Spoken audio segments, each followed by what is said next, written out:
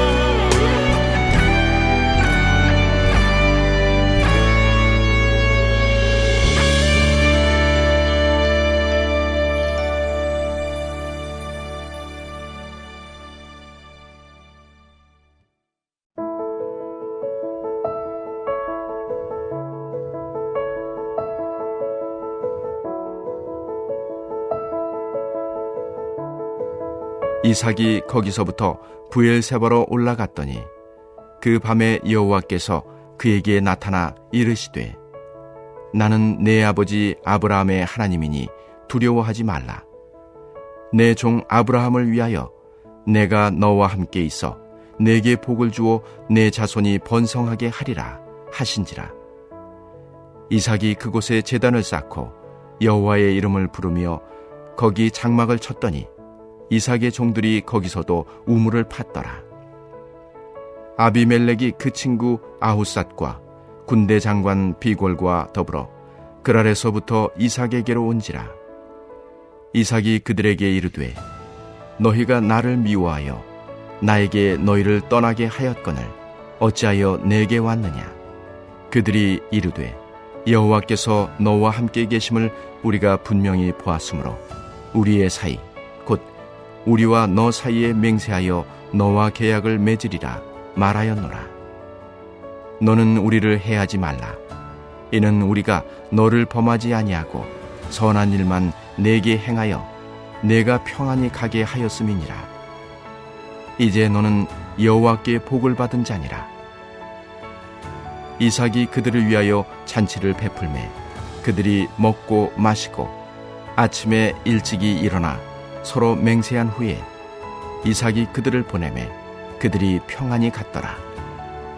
그날에 이삭의 종들이 자기들이 판 우물에 대하여 이삭에게 와서 알려 이르되 우리가 물을 얻었나이다 하매 그가 그 이름을 세바라 한지라.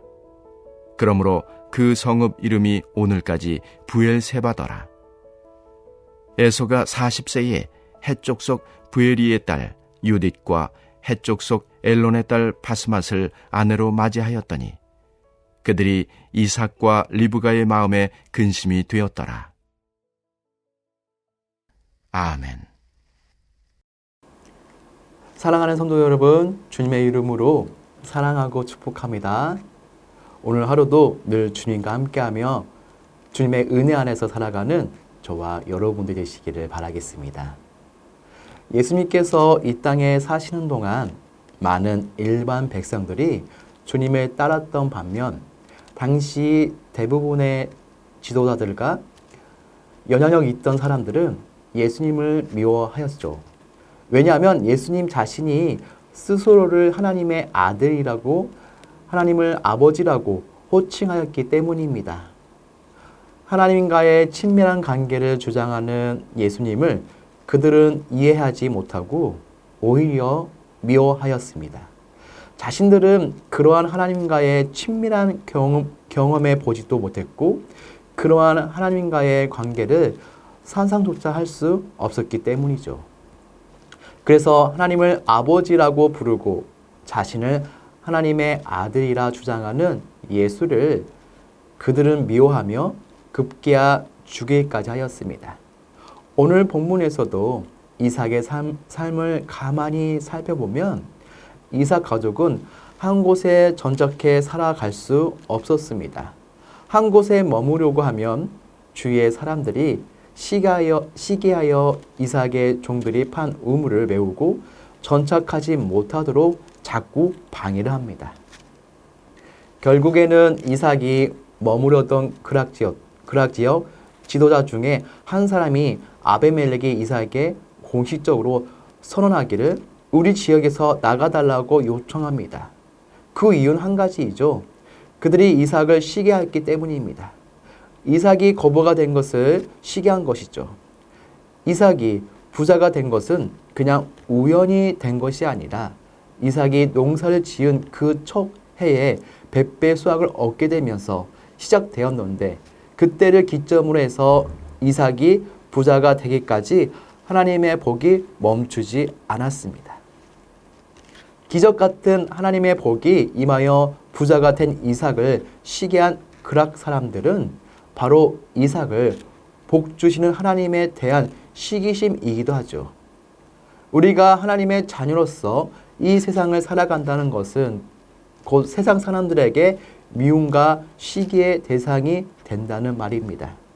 우리가 아무 나쁜 의무를 꾸민 것도 아닌데 사람들이 괜히 우리를 시기하고 미워합니다. 때로는 아무 이유도 없는 천대를 받기도 하고요.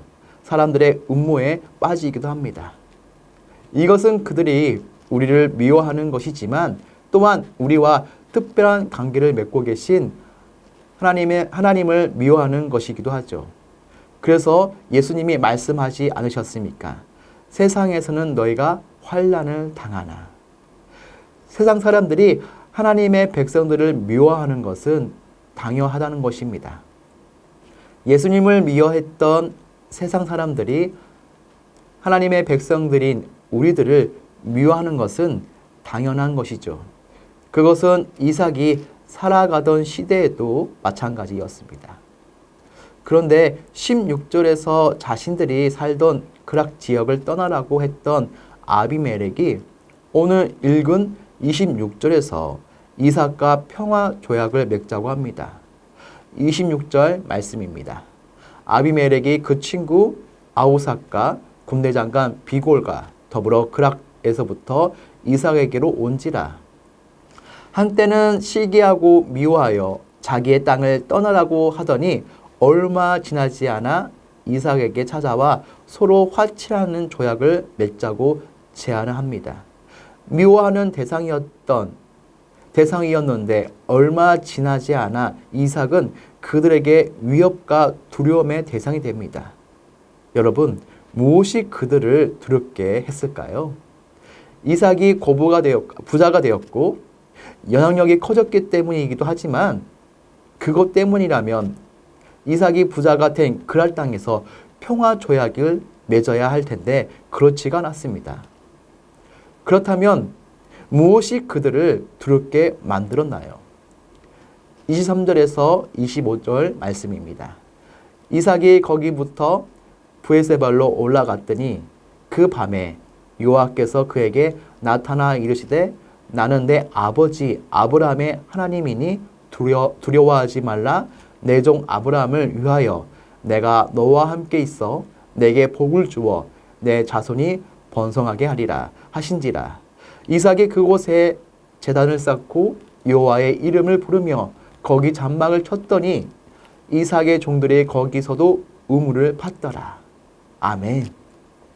이삭을 시기하고 미워했던 사람들이 이삭을 두려운 존재로 인식하는 인식의 전환이 일어난 것은 이삭의 브에세발에서 있었던 일 때문이었습니다. 브에세발에서 무슨 일이 있었나요? 24절에 보면 브에세바에서 하나님이 이삭에게 나타나셨습니다. 그리고 그에게 약속의 말씀하셨죠. 이 약속의 말씀은 이미 26장 2절에 이삭에게 언급하신 약속입니다. 2절 말씀입니다. 여호와께서 이삭에게 나타나 이르시되 애굽으로 내려가지 말고 내가 내게 지시하는 땅에 거주하라. 그런데 하나님의 약속의 말씀을 들은 이삭은 26장 2절에서와는 다르게 그곳에서 제단을 쌓고 여호와의 이름을 불렀다는 거죠.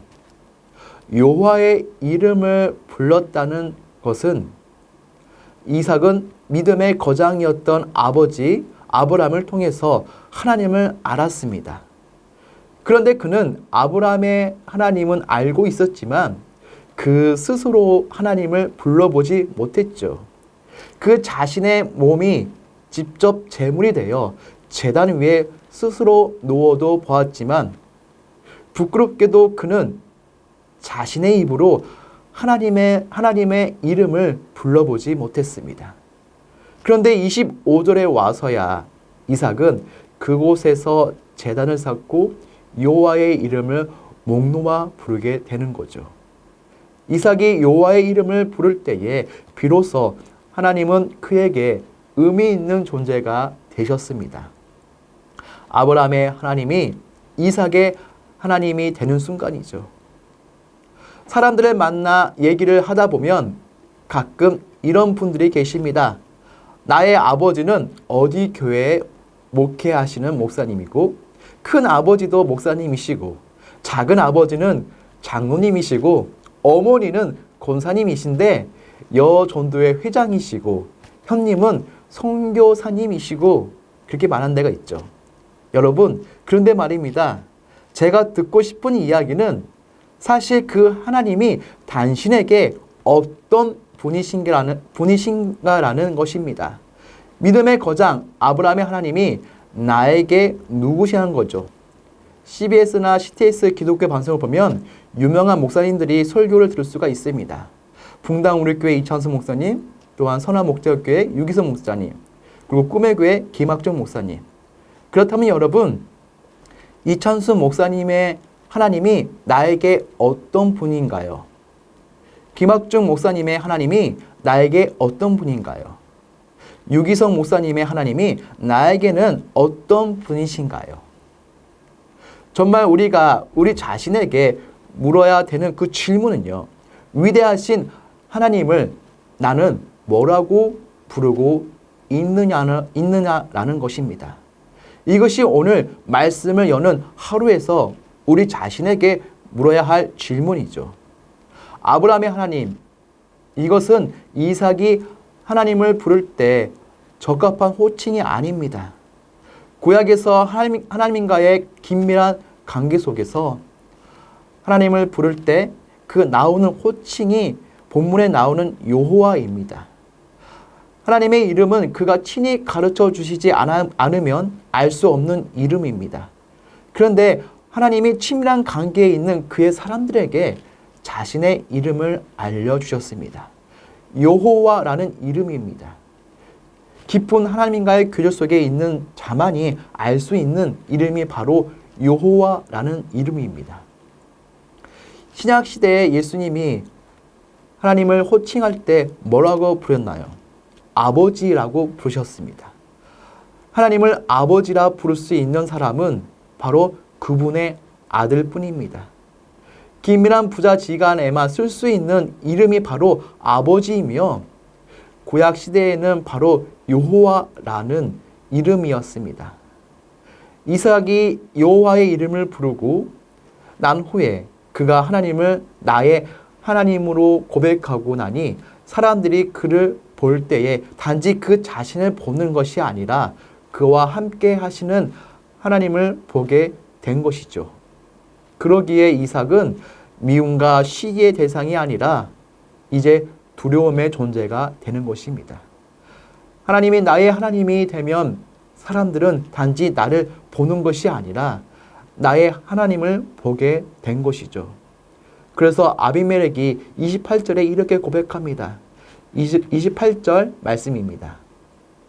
그들이 이르되 여호와께서 너와 함께 계심을 우리가 분명히 보았으므로 우리의 사이 곧 우리와 너 사이에 맹세하여 너와 계약을 맺으리라 하였노라. 아멘. 여호와께서 너와 함께 계심을 우리가 분명히 보았으므로. 세상 가운데서 살아가는 동안 우리들이 사람들로부터 미움과 시기의 대상이 된다면 전혀 이상하게 생각하지 마시기 바랍니다. 우리가 기억해야 할 것은 우리가 하나님을 나의 하나님으로 고백하며 하나님을 아버지라 부르며 살아가는 동안 우리는 더 이상 혼자가 아니라는 거죠. 아버지께서 우리와 함께 하십니다. 우리가 하나님을 아버지라 부르며 살아간다면 하나님은 사람들의 미움과 시기의 시선을 두려움의 시선으로 바꾸어 주실 것입니다. 미워하고 누려가던 저들이 두려워하며 우리에게 도움을 청하게 되는 때가 오게 될 것입니다. 우리가 부르는 이름, 아버지, 그 이름에 능력이 있기 때문이죠. 하나님의 자녀로서 하나님을 마음껏 아버지라 부르며 살아가는 복된 하루가 되시기를 예수님의 이름으로 간절히 축원드립니다. 우리 다 같이 기도하는 시간을 가지겠는데요. 우리 첫째로 하나님, 나의 아버지, 주님의 이름을 부릅니다. 주님의 이름에 권세가 있고 주님의 이름에 능력이 있습니다. 위대한 하나님을 나의 아버지로 부르며 살아갈 때 오늘 하루 승리의 개선 행전이 되게 하옵소서. 우리 두 번째로 하나님의 방법인 기도로 세워가는 건축되게 하옵시며 교회가 한마음 되어 성전 건축을 감당하게 하옵소서. 우리 기도 제목을 가지고 같이 기도하는 시간을 가지겠습니다.